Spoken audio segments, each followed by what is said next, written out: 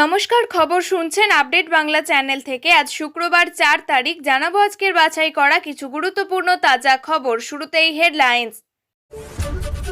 দৌড়ে নাম ছিল তাঁরও। বঙ্গ বিজেপির সভাপতি পদে শ্রমিকের অভিষেকের দিন নিয়ে কি বললেন দিলীপ? কালো পতাকা দেখলেন সিদ্দিকুল্লাহ। টিএমসি কর্মীরা বললেন ধান্দাবাজ, চিটিংবাজ, তোলাবাজ একটা। এবার তৃণমূলের হয়ে আওয়াজ তুললেন স্বয়ং শুভেন্দু। হঠাৎ কি হলো বিরোধী দলনেতার, জেনে নিন। ভোটে নিরঙ্কুশ জয় বিজেপি, তৃণমূল বলছে এটাই গণতন্ত্র, কিন্তু কেন? ফের পদ্মাপাড়ে পালা বদল, ইউনূসকে হটাতে আসরে সি জিনপিং। চীন কি বাংলাদেশে? ইনহেলার দিয়ে একটু সুস্থ হতেই ধর্ষণ, ভয়ঙ্কর অভিযোগ। আদালতে কি সাফাই দিলেন মনোজিতের আইনজীবী? ঘুমোচ্ছেন গেটম্যান, দাঁড়িয়ে পড়লো এক্সপ্রেস, নেমে এলেন গার্ড। জলপাইগুড়িতে সে কি কাণ্ড! ইন্ডিয়া জোট শক্তিশালী করতে উদ্যোগী মমতা সোনিয়া। বারণ করার পরও শোনেননি, বাংলাদেশিকে গুলি করলো বিএসএফ। এবার আসছি বিস্তারিত খবরে। 26-এর লড়াইয়ের প্রধান সেনাপতি ঠিক করে ফেলেছে রাজ্য বিজেপি। বঙ্গ বিজেপির নতুন সভাপতি শ্রমিক ভট্টাচার্য দ্বিতীয়বারের মতো বিজেপি সভাপতি হওয়ার দৌড়ে খানিকটা হলেও নাম ভেসেছিল তারও। তবে শেষমেশ তা হয়নি। দলের সহযোদ্ধার শ্রমিকের উত্থান প্রসঙ্গে এবার মুখ খুললেন তারই পূর্বসূরি দিলীপ ঘোষ। অন্যান্য দিনের মতোই বৃহস্পতিবার সকালেও প্রাতঃভ্রমণে বেরিয়েছিলেন প্রাক্তন বিজেপির রাজ্য সভাপতি দিলীপ ঘোষ।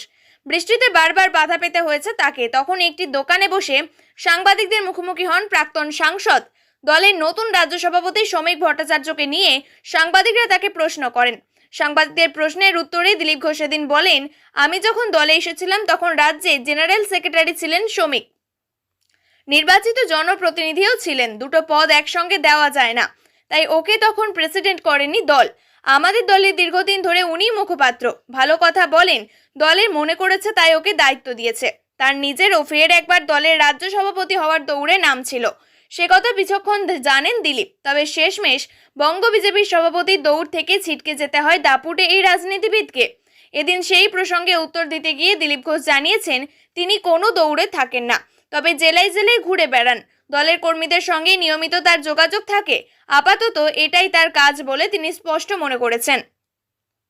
অস্বস্তিতে গ্রন্থাগার মন্ত্রী সিদ্দিকুল্লাহ চৌধুরী। নিজের বিধানসভা কেন্দ্র মন্তেশ্বরে ঢুকতেই দেখানো হলো কালো পতাকা, উঠল গো ব্যাক স্লোগান। মন্ত্রীকে তার দলের লোকজন বললেন ধান্দাবাজ, চিটিংবাজ, তোলাবাজ। বৃহস্পতিবার সকাল 10টা নাগাদ মন্তেশ্বরের মালডাঙ্গায় পৌঁছান সিদ্দিকুল্লাহ। মন্ত্রীকে দেখেই কালো পতাকা হাতে নিয়ে এগিয়ে আসেন গ্রাম পঞ্চায়েতের প্রধান রফিকুল ইসলাম শেখ। তুমুল চিৎকার শুরু করেন তারা, কালো পতাকা দেখাতে থাকেন। মাঝে একবার ঘুরে দাঁড়িয়েও যান ক্ষুব্ধ মন্ত্রী। তার অভিযোগ, তৃণমূলের ব্লক সভাপতি আহমেদ হোসেনের অঙ্গুলি হিলনে পুলিশ সামনাসামনি গুন্ডা বাহিনী তাকে কালো পতাকা দেখায়, তার দিকে তেড়ে আসে। সেই সময় ঘটনা ঘটেছে, সেই সময় পুলিশ চুপচাপ দাঁড়িয়েছিল। পুলিশ ইচ্ছা করলেই তাদের সরিয়ে দিতে পারত, কিন্তু তা করেনি। মন্তেশ্বর গ্রাম পঞ্চায়েতের প্রধান রফিকুল ইসলাম শেখ বলেন, আমাদের এখানে তোলাবাজ, ধান্দাবাজ, চিটিংবাজ মন্ত্রী আছেন। উনি তোলা ছাড়া কিছুই বোঝেন না। 4 বছর অতিক্রান্ত হয়ে 5 বছর হলো আমরা ভেবেছি একজন মন্ত্রী পেয়েছি, মন্তেশ্বরবাসীর সুরাহা হবে। তবে সবার চাল গমের প্রয়োজন হয় না, কিছু মানুষের সার্টিফিকেটেরও দরকার পড়ে, কিন্তু তা থেকে মানুষ বঞ্চিত হয়েছেন। আজ উনি কিছু তোলাবাজকে সঙ্গে নিয়ে এসেছেন পরিযায়ী শ্রমিকের মতো এখানে। 4 বছর পর এখানেও দালালি করতে এসেছে। আমরা দলীয়ভাবে ওকে পাশে পাইনি, সাধারণ মানুষ হয়েও সাহায্য পাইনি। এরা যে এমন সমস্ত ঘটনা ঘটছে যার ফলে প্রমাণ হয়ে যাচ্ছে যে বাংলার কোনো মহিলারাই নিরাপদ নন। আর শাসকের যে অত্যাচার লক্ষ্য করা যাচ্ছে তাতে বাংলার মহিলাদের নিরাপত্তা যদি থেকে থাকে তাহলে তার জন্য তৃণমূল সরকারকে বিসর্জন দিতে হবে বলে ক্রমাগত একের পর এক কর্মসূচি থেকে দাবি করেছেন রাজ্যের বিরোধী দলনেতা শুভেন্দু অধিকারী। বলা বাহুল্য, বর্তমানে বাংলায় ক্রমাগত নারী নির্যাতনের ঘটনায় তার যে সমস্ত কর্মসূচি হবে সেই সমস্ত কর্মসূচি কন্যা সুরক্ষা যাত্রার মাধ্যমে হবে বলে জানিয়ে দিয়েছেন শুভেন্দু অধিকারী। তবে শুধু বাংলার সাধারণ মহিলারা নন, যারা তৃণমূলের হয়ে গলা ফাটান, যারা তৃণমূলের মহিলা কর্মী থেকে শুরু করে নেতৃত্বরা রয়েছেন, এবার তাদের জন্যও আওয়াজ তুলতে দেখা গেল বিরোধী দলনেতাকে। এক্ষেত্রে তিনি তৃণমূলের পক্ষ নিচ্ছেন এমনটা কিন্তু নয়, বরং তিনি তৃণমূলের ভিতরে যারা মহিলা আছেন তারা সুরক্ষিত নন বলে শাসক দলকে নিজেদের মহিলা কর্মী সমর্থকদের সুরক্ষা নিয়েই রীতিমতো প্রশ্নের মুখে ফেলে দিলেন। যার ফলে আরও একটি বিষয় স্পষ্ট হয়ে গেল যে শুভেন্দু অধিকারী কোনো রং দেখে পাশে না দাঁড়ানোর প্রস্তুতি করেন। তবে চোখের সকল মহিলারাই মাতৃসমা। তিনি বাংলার সাধারণ মহিলা বা বিরোধী মহিলাদের নেত্রীদের প্রতি অত্যাচারের ক্ষেত্রে শুধু সোচ্চার হবেন এমনটা নয়, তবে সেখানেই রাজ্যে লাগাতার নারী নির্যাতন নিয়ে তৃণমূল সরকারকে কটাক্ষ করেন তিনি। শুভেন্দু অধিকারী বলেন, গোটা রাজ্যে কোনো বোন, দিদি, মা, কন্যা সুরক্ষিত নন, এমনকি তৃণমূলের মহিলারাও সুরক্ষিত নন। জিহাদি ধর্ষকদের হাত থেকে তাদের নিষ্কৃতি নেই। আমরা আওয়াজ তুলব, কন্যা বাঁচাও, মমতা হটাও। তবে এখানেই থেমে থাকেননি শুভেন্দুবাবু। তিনি আরও বলেন, পুলিশ মানেই এখন তৃণমূল, আসলে বাংলার লজ্জার নাম মমতা।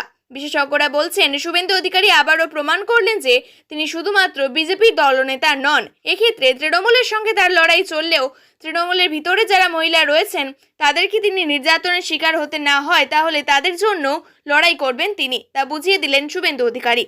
ফলে তার এই বক্তব্যের মধ্যে দিয়ে তার যেমন বড় হৃদয়ের পরিচয় পাওয়া গেল, ঠিক তেমনই তৃণমূল কংগ্রেস এই রাজ্যে মহিলাদের নিরাপত্তা দিতে যেমন ব্যর্থ, ঠিক তেমনই নিজের দলের মহিলা কর্মীদেরও যে সুরক্ষা নেই সেই বিষয়টিও শুভেন্দু অধিকারী তুলে ধরায় রীতিমতো লজ্জায় পড়ে গেল শাসক শিবির বলেই মত রাজনৈতিক পর্যবেক্ষকদের। পূর্ব মেদিনীপুরের সমবায় ভোটে ফের নিরঙ্কুশ জয় বিজেপির। নন্দীগ্রামের পর এবার খেজুরিতে জয়ের আনন্দে গেরুয়া আবির মেখে মিছিল করলেন দলের কর্মীরা। হেরে গিয়ে তৃণমূল বলছে এটাই গণতন্ত্র। খেজুরির কামারদা দেউলপোতা সমবায় সমিতির ভোট, মোট আসন 8টি। বুধবার সকাল থেকে কড়া পুলিশি প্রহরা চলে ভোট গ্রহণ পর্ব। তেমন কোনো অশান্তি হয়নি। এরপর সন্ধ্যায় ফল ঘোষণা হতে দেখা যায়। 8টি আসনেই জিতেছেন বিজেপি সমর্থক প্রার্থীরাই। এদিকে তৃণমূলের দাবি এই জয় আসলে গণতন্ত্রের প্রতিফলন। শুভেন্দু অধিকারী বা বিজেপি নেতারা পুলিশের পক্ষপাতদুষ্ট, সন্ত্রাস বা লুটপাটের যে অভিযোগ করে থাকেন তা আজকে শান্তিপূর্ণ নির্বাচনে তা সম্পূর্ণ মিথ্যে প্রমাণিত হয়েছে। এর আগে পূর্ব মেদিনীপুরেরই নন্দীগ্রামে কালীচরণপুর সমবায় কৃষি উন্নয়ন সমিতি ভোটেও নিরঙ্কুশ জয় পেয়েছে বিজেপি। 12 আসনের মধ্যে 12টিতেই জিতেছিলেন বিজেপি সমর্থিত প্রার্থীরাই। একটি আসনও দখল করতে পারল না তৃণমূল। জয়ের আনন্দে লাড্ডু বিলির কথা ঘোষণা করেছিলেন বিরোধী দলনেতা তথা নন্দীগ্রামের বিধায়ক শুভেন্দু অধিকারী। বাংলাদেশের রাজনীতিতে উথাল পাতাল লেগেই রয়েছে। কখনো শেখ হাসিনা, কখনো মোহাম্মদ ইউনুসকে ঘিরে পদ্মাপাড়ের রাজনীতি উত্তেজনার পড়তে। এবার সেই গেল বড় খবর। চীন এমন একটা কিছু করতে চলেছে যা বাংলাদেশে বড় ধরনের পরিবর্তনের ইঙ্গিত আনছে। চীন বাংলাদেশ ঘনিষ্ঠতা কানাঘুষো, এটাই শোনা যাচ্ছিল, এবার মোটামুটি স্পষ্ট হয়ে গেল। আর লুকোচুরি নয়, চীন সত্যি সত্যি বাংলাদেশের রাজনীতিতে ক্রমশ বড় খেলোয়াড় হয়ে উঠেছে। হাসিনা দেশ ছাড়ার পর থেকেই চীনের সঙ্গে বাংলাদেশের সম্পর্ক নিয়ে অনেক কিছুই শোনা যাচ্ছিল যে চীন বাংলাদেশ ঘনিষ্ঠতা বেড়েছে। এবার তা নিয়ে প্রকাশ্যে মুখ খুললেন বিএনপির মহাসচিব মির্জা ফখরুল আলমগীর। সম্প্রতি সেই প্রতিনিধি দলও 5 দিনের চীন সফর করে দেশে ফিরেছেন, আর তারপরেই তার মুখে শুধু জি জিনপিং এর প্রস্তুতি। কিন্তু কেন? চীন বাংলাদেশ একযোগে কাজ। সাংবাদিকদের আলমগীর বলেন, নতুন নির্বাচিত সরকারের সঙ্গে কাজ করতে মুখিয়ে রয়েছে চীন। ইস্যুতে হস্তক্ষেপ করতে রাজি হয়েছে চীন। বিএনপির মাধ্যমে পালাবদল নির্বাচন নিয়ে গত কয়েক মাস ধরেই বাংলাদেশের উত্তপ্ত পরিস্থিতি।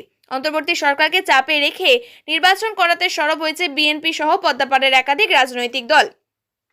আর এই আবহেই খালেদা জিয়ার দলের মহাসচিবের এমন মন্তব্য তাৎপর্যপূর্ণ বলে মনে করছেন সংশ্লিষ্ট বিশেষজ্ঞরা। এদিকে আদালত অবমাননার মামলায় শেখ হাসিনাকে 6 মাসের কারাদণ্ড দিয়েছেন international crime tribunal. Contempt of কোর্টের দায়ে পড়েছেন হাসিনা। আজ বুধবার দুপুরে বৃহস্পতিবার এবং বিচারপতি মোহাম্মদ গোলাম মর্তুজা মজুমদারের নেতৃত্বে 3 সদস্যের এক ট্রাইব্যুনালে এই আদেশ দেয়। একই সঙ্গে গাইবান্ধার গোবিন্দগঞ্জে শাকিল আকন্দ বুলবুল ওরফে মোহাম্মদ শাকিল আলম কাণ্ডে 2 মাসের কারাদণ্ডের কথা ঘোষণা করা হয়েছে। কসবা কাণ্ডে অভিযোগকারিনীর বয়ানের সঙ্গে পারিপার্শ্বিক তথ্য প্রমাণ হুবহু মিলে যাচ্ছে। মঙ্গলবার সরকারি আইনজীবী আদালতে সওয়াল করেন, অভিযোগকারিনী অসুস্থ হয়ে পড়লে ইনহেলার দিয়ে তাকে সুস্থ করে ফের যৌন নির্যাতন চালানো হয়। এর থেকেই বোঝা যাচ্ছে অভিযুক্তরা কতটা বেপরোয়া ছিল। এই সওয়ালে ভর করেই মঙ্গলবার মনোজিৎ মিশ্র এবং কসবা গণধর্ষণ কাণ্ডে মঙ্গলবার ধৃত 4 জনকে ফের পুলিশ হেফাজতে পাঠানোর পক্ষে সওয়াল করেন সরকারি আইনজীবী। এদিন আদালতে সরকারি আইনজীবী বলেন, অভিযোগকারিনীর যে বয়ান তার সঙ্গে ইলেকট্রনিক এভিডেন্স অর্থাৎ সিসি ক্যামেরার ফুটেজ, মোবাইল ভিডিও মিলে যাচ্ছে। অভিযুক্তদের ফের ঘটনাস্থলে নিয়ে যেতে হবে। পারিপার্শ্বিক তথ্য প্রমাণ আরও খতিয়ে দেখার প্রয়োজন আছে। অপরাধের বিভৎসতা বোঝাতে সরকারি আইনজীবী সৌরিন ঘোষাল বলেন, অভিযোগকারিনী জানিয়েছেন প্রথমে তার উপর এক দফা নির্যাতন চালানো হয়। তিনি অসুস্থ হয়ে পড়লে ইনহেলার কিনে তাকে দিয়ে সুস্থ করে ফের যৌন নির্যাতন চালানো হয়। এর থেকে বোঝা যাচ্ছে অভিযুক্তরা কতটা বেপরোয়া ছিল। বলেন, ধৃত তৃণমূল কর্মী এবং মনোজিৎ মিশ্রের আইনজীবী জামিনের আবেদন করেননি, তবে তিনি আদালতে বলেন এটা একটা ষড়যন্ত্র, তবে আমরা তদন্তে সহযোগিতা করতে চাই। ধৃত মনোজিৎ মিশ্রর হয়ে মামলা লড়ছেন আইনজীবী রাজু গঙ্গোপাধ্যায়। ধৃত মনোজিৎ মিশ্র, প্রমিত মুখোপাধ্যায়, জেব আহমেদকে 8ই জুলাই অবধি, এমনকি কলেজের নিরাপত্তা রক্ষী পিনাকি বন্দ্যোপাধ্যায়কে 4 জুলাই অবধি পুলিশ হেফাজতে পাঠানোর নির্দেশ দেন বিচারক। মঙ্গলবার ধৃত 4 জনকে আদালতে পেশ করার আগে তাদের দৃষ্টান্তমূলক শাস্তির দাবিতে আলিপুর আদালত চত্বরে বিক্ষোভ দেখায় আইনজীবীদের সংগঠন অল ইন্ডিয়া ল ইয়ার্স ইউনিয়ন। অভিযুক্তদের তরফে যাতে আলিপুর আদালতে কোনো আইনজীবী সওয়াল না করে তার জন্য 2টি বার কাউন্সিলের কাছে লিখিত আবেদন জানায় বিজেপির লিগ্যাল সেল। সূত্রের খবর, কসবার এই গণধর্ষণ কাণ্ডে পুলিশের স্ক্যানারে রয়েছেন আইন কলেজের 16 জন পড়ুয়া। সিসি ক্যামেরার ফুটেজ থেকে ওই পড়ুয়াদের চিহ্নিত করা হয়। তাদের সম্পর্কে কলেজ কর্তৃপক্ষের কাছে তথ্য চাওয়া হয়েছিল। এই 16 জন পড়ুয়াকে নোটিশ পাঠানো হয়েছে। মনোজিতের কল ডিটেলস দেখে তদন্তকারীরা জানতে পেরেছেন ঘটনার রাত থেকে পরের দিন গ্রেপ্তার হওয়ার আগে পর্যন্ত কার কার সঙ্গে ফোনে কথা বলেছিলেন তিনি। খোলা রয়েছে লেভেল ক্রসিং, ট্রেন এসে দাঁড়িয়ে আর সুইচ রুমের মধ্যে নাক ডেকে ঘুমোচ্ছেন গেটম্যান। এলাকাবাসীর দাবি, ট্রেন চালক প্রায় 10 মিনিট ধরে জোরে হর্ন দিয়েছেন, তবুও ঘুম ভাঙেনি গেটম্যানের। এই গেটম্যানের অন্য এক সহকর্মী এসে ওই ব্যক্তির ঘুম ভাঙিয়ে গেট বন্ধ করান। এরপর ট্রেন থেকে নেমে এসে সুইচ রুমের সামনে দাঁড়ান গার্ড। ডিব্রুগড় থেকে কন্যাকুমারীগামী ডাউন বিবেক এক্সপ্রেস ময়নাগুড়ি রোডে আটকে পড়ে। ঘটনার জেরে বরখাস্ত করা হয়েছে ওই গেটম্যানকে। বিষয়টি জানাজানি হতেই রেলের উচ্চপদস্থ আধিকারিকরা ময়নাগুড়ি রোড স্টেশনে ছুটে আসেন। আলিপুরদুয়ারের divisional railway manager Amarjit Gautam এবং গেটম্যানের গাফিলতির কথা মেনে নিয়েছেন। তিনি বলেন, ওই গেটম্যানের মেডিকেল চেকআপ করানো হয়েছে, তাকে কাজ থেকে বাদ দেওয়া হয়েছে। গেটম্যান গেট বন্ধ না করলেও স্বয়ংক্রিয় সিগন্যাল ব্যবস্থার জন্য সিগন্যাল লাল ছিল, তাই ট্রেনের আগেই দাঁড়িয়েছিল। রেল সূত্রে খবর, বিবেক এক্সপ্রেস ওই স্থানে প্রায় 10 মিনিট দাঁড়িয়েছিল। জানা গিয়েছে ওই গেটম্যানের নাম হীরেন্দ্রনাথ রায়। আগে তিনি সেনাবাহিনীতে কাজ করলেও মাস 3 ধরে তিনি চুক্তির ভিত্তিতে রেলগেটের ম্যানেজার কাজ করছিলেন। স্থানীয় বাসিন্দা দেবদুলাল বৈদ্য বলেন, রাস্তা দিয়ে গাড়ি চলছিল, হঠাৎ ট্রেনের আওয়াজ, হর্ন দিয়েই যাচ্ছে। গিয়ে দেখলাম ট্রেন দাঁড়িয়ে আছে আর লোকজন রেল লাইন পার করেই যাচ্ছে। তৃণমূল এবং আরজেডির পর এবার কংগ্রেস, সিপিআই, সিপিএম ভোটার তালিকা সংশোধনের নামে পরোক্ষ এনআরসি ষড়যন্ত্র চলছে বলে সরব হয়েছে। মোদী সরকার 11 বছর পার হলেও দেশের সামাজিক আর্থিক অবস্থার উন্নতি না হওয়া, মূল্যবৃদ্ধি, বেকারত্বের মতো ইস্যুর সমাধানে মোদীর ব্যর্থতা রয়েছে জাতি জনগণনার ইস্যুও। বাদল অধিবেশনের আগে সংসদে কিভাবে নরেন্দ্র মোদীকে কোণঠাসা করা যায় তারই লক্ষ্যে বিরোধীদের বৈঠক ডাকছেন সাংসদ এবং কংগ্রেস নেত্রী সোনিয়া গান্ধী। মৃতবাসী সোনিয়া গান্ধীর সঙ্গে সব দলেরই সম্পর্ক ভালো এবং তার প্রতি শ্রদ্ধা রয়েছে সকলের।